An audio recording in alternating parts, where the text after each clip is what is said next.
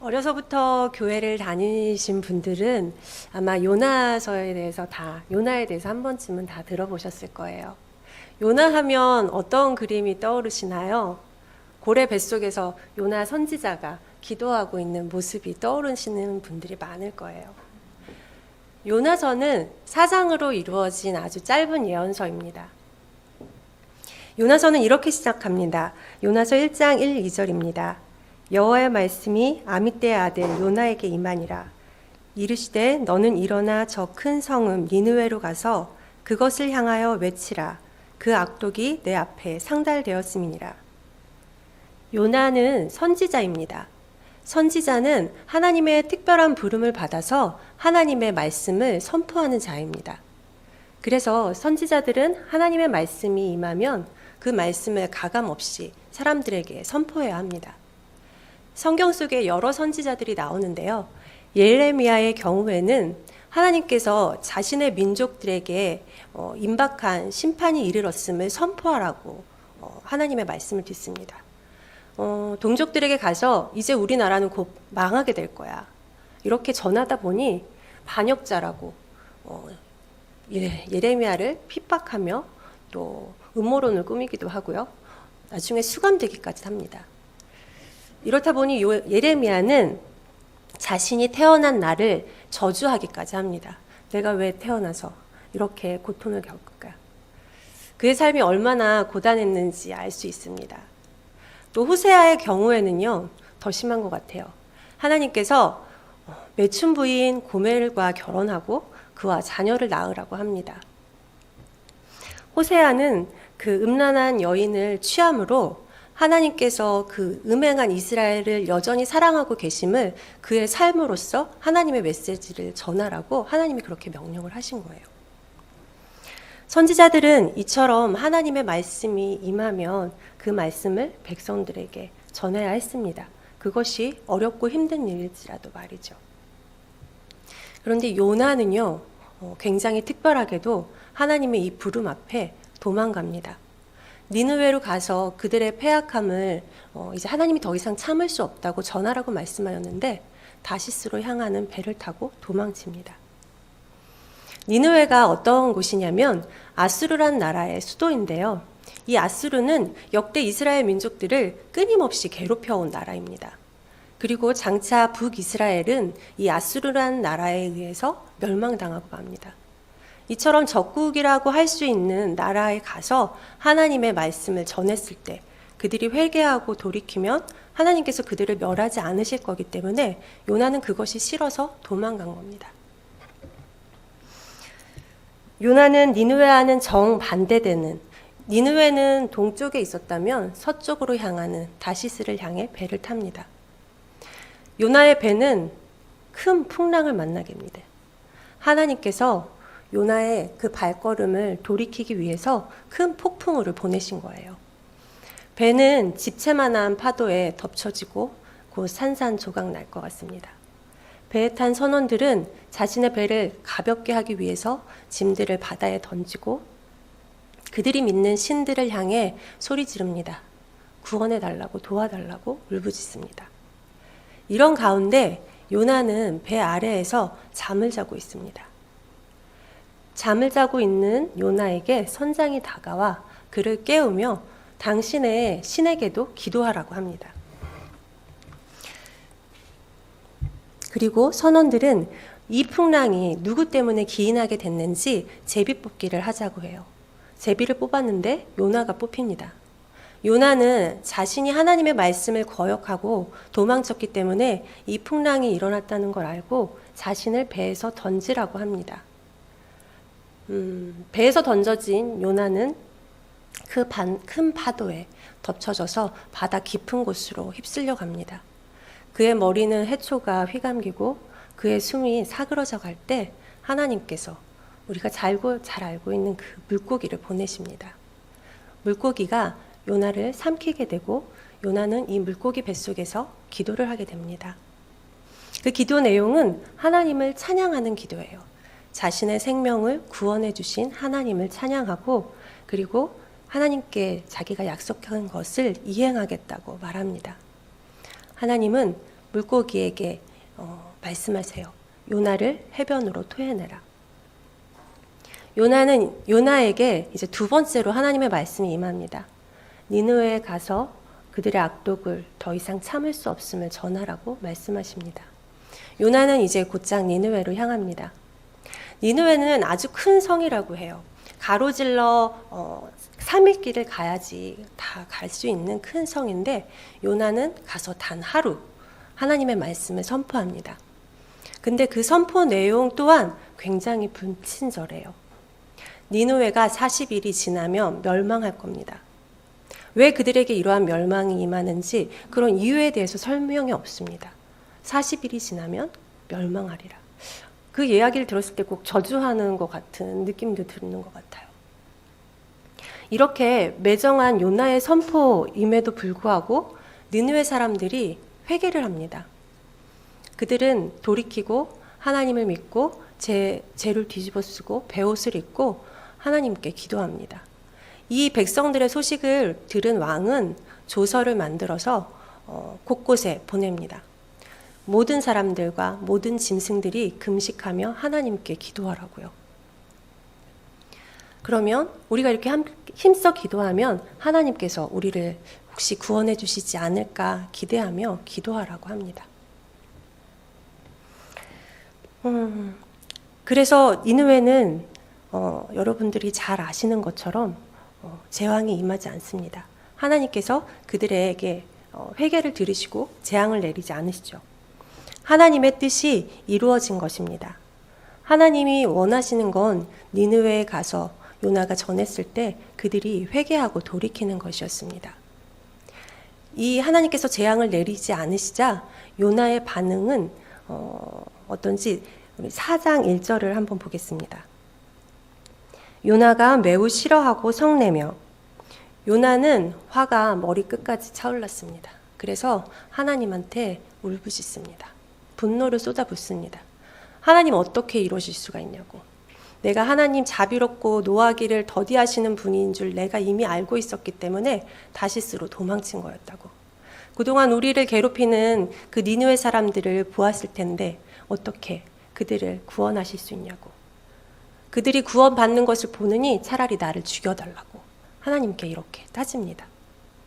그런 요나에게 하나님은 너가 왜 이렇게 성을 내는 것이냐 하고 물으십니다.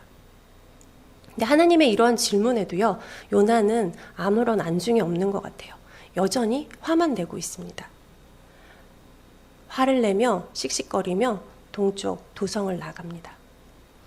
그곳에 너무 페르시아 기후는 너무 뜨겁기 때문에 잠시라도 그 뜨거운 햇볕 아래에 있으면 견디기 힘들 거예요. 그래서 요나는 잎사귀가 넓은 나뭇가지들을 꺾어서 그늘을 만듭니다.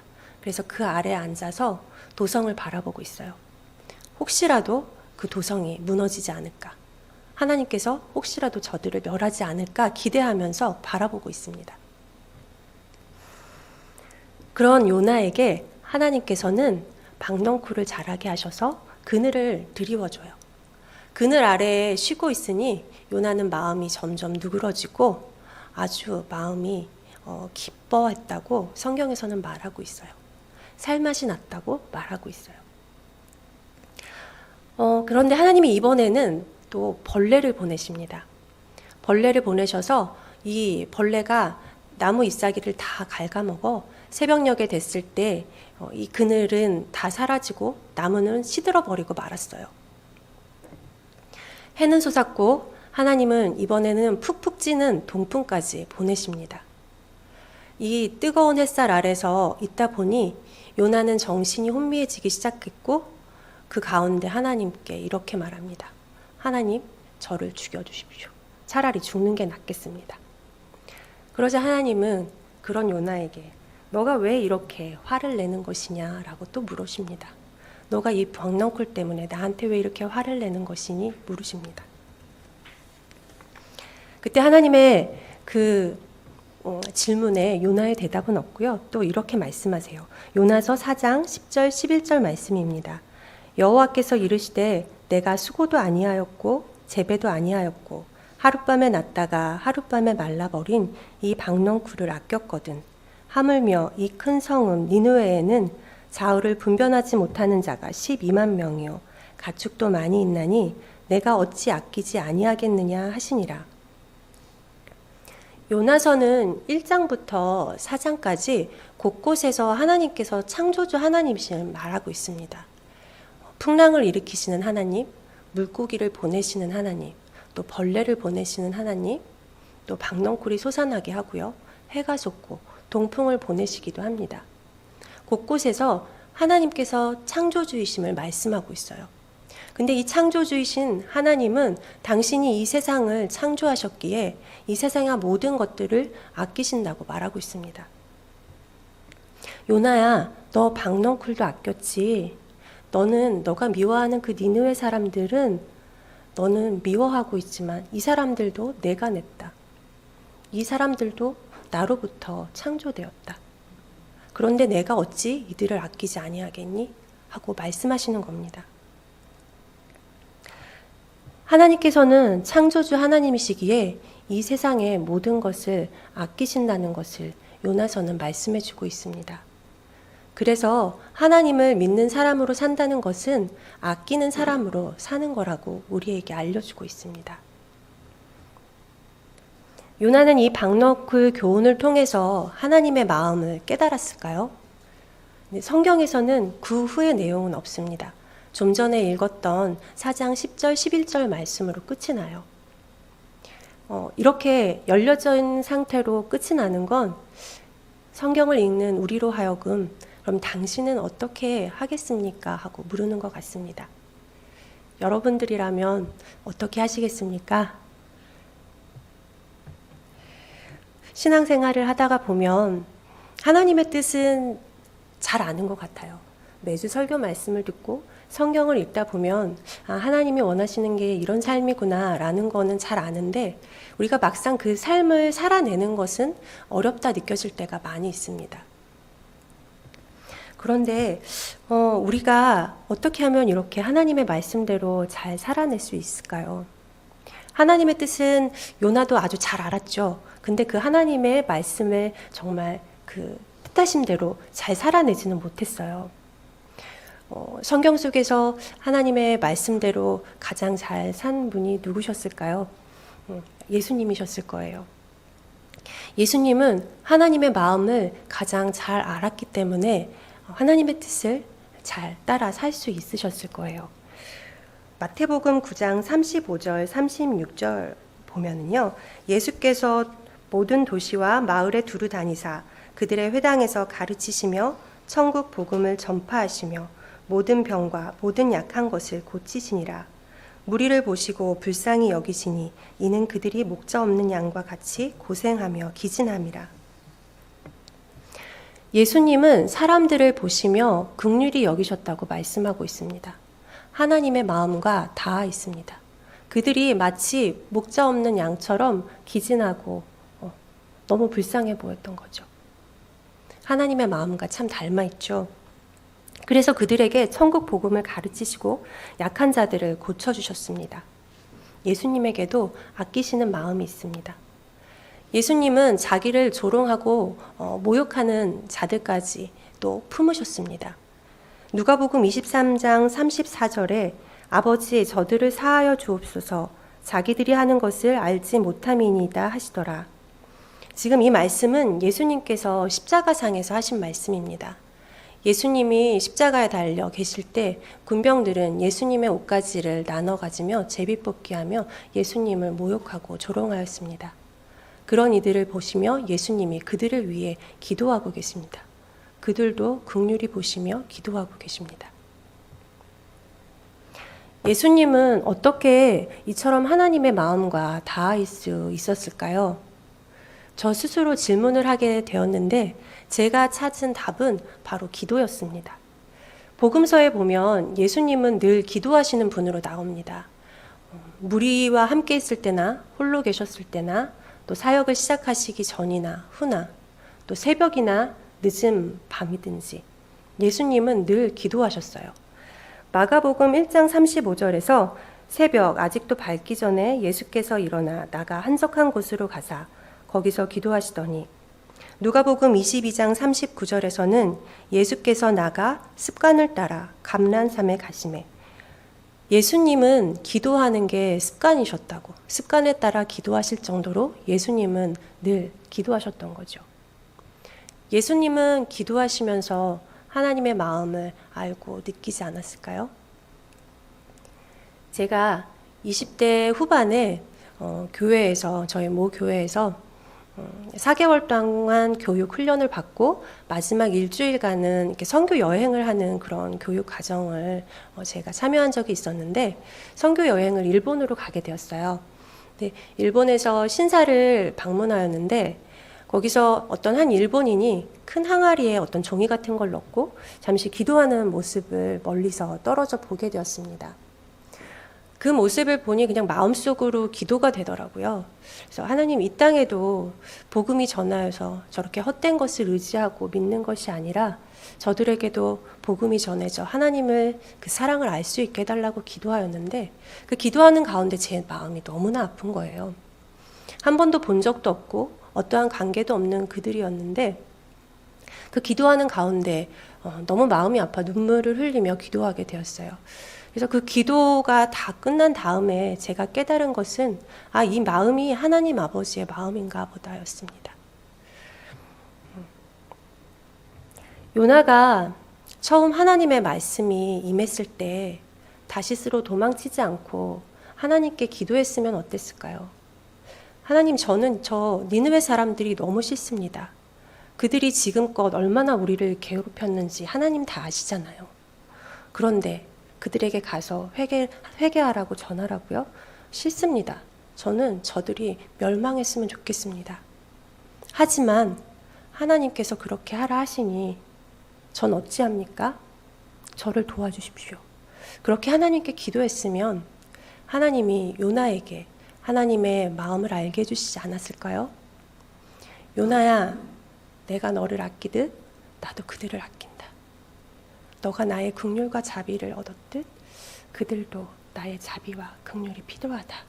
알게 해주시지 않았을까요? 함께 기도하겠습니다.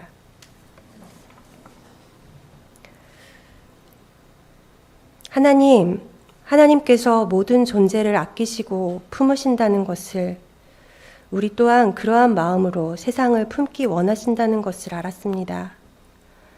나의 생각에 가득 차 하나님의 마음과 뜻을 헤아리지 못하는 자가 되지 않게 하시고, 주님의 뜻에 나의 생각과 마음이 닿을 수 있도록 주님 앞에 나아가 기도할 수 있도록 도와주십시오.